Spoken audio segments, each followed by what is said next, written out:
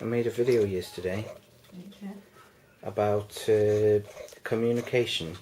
You know, when you communicate with people and you use different words, not the different words, but use the same words, but the words have different definitions. Yeah. Well, I was talking to a friend online, and I asked a friend for his views on it, and it's a friend that I talked to before about like theism and atheism and that. Yeah. And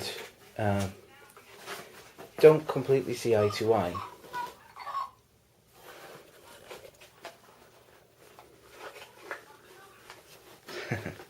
Don't completely see eye to eye on it. No. But trying to sort of get, an understanding of his point of view and my point of view. But the funny thing is, after I posted my video, saying, the definition of words.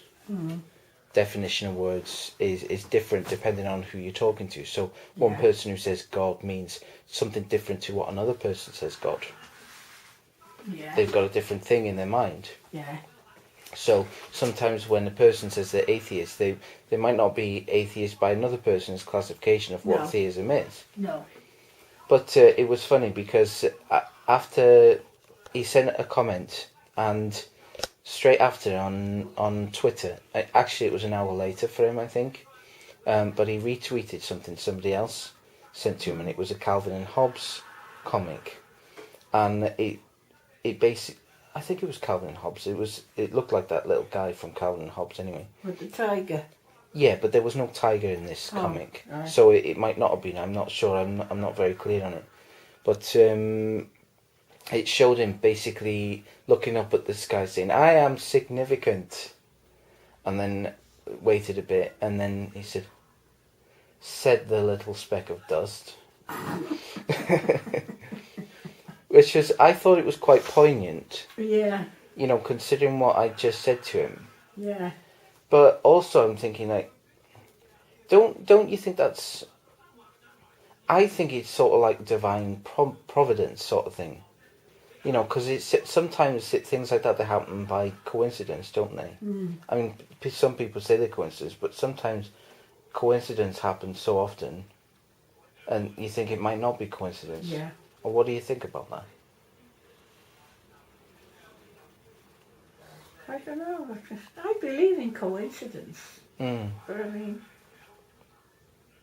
sometimes if it's, a one-off over a long period of time, something happens, you think, oh, there's a coincidence, and then you forget about it and you don't.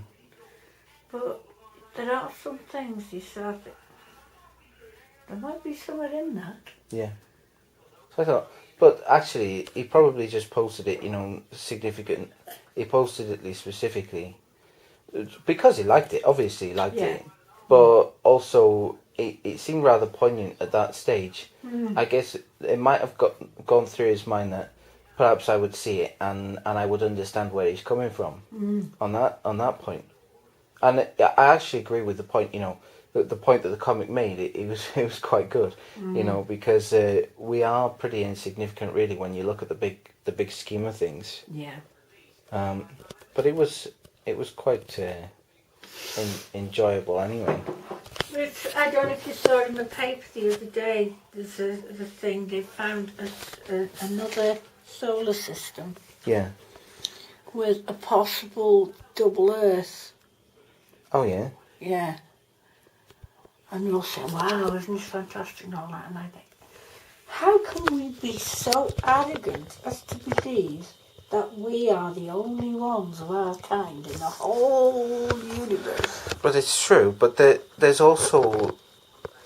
How do they know that this planet can support life? I mean, they haven't actually gone there and looked at it, have No, they? but what they're judging on is the distance from its sun, the amount of light it gets as it passes round its sun. Yeah. And the amount of dark and that sort of thing. Yeah. And what the temperature would be and they can extrapolate all of Yeah, that. yeah. It's pretty clever what they can extrapolate from all that stuff.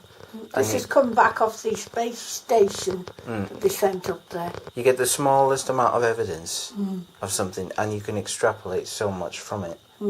It kind of seems odd, but so what you say is right as well. How can we be the only ones out there? Exactly. And then, if there's so much other life in the universe, then we're not. We're insignificant. We're insignificant in the universe. Yeah. So apart from that, all the people saying that we're God's chosen people, like when Christians say we're God's chosen people, and yet the scientists have found another planet, then how can we be God's chosen people? That sort of thing. Yeah. Because God, if you believe in God properly, you made the universe. Yeah. So all the things out there, things and people or whatever they are out there, are yours as well. Yeah. I've got That's a magazine interesting. here for you. It's got nothing to do with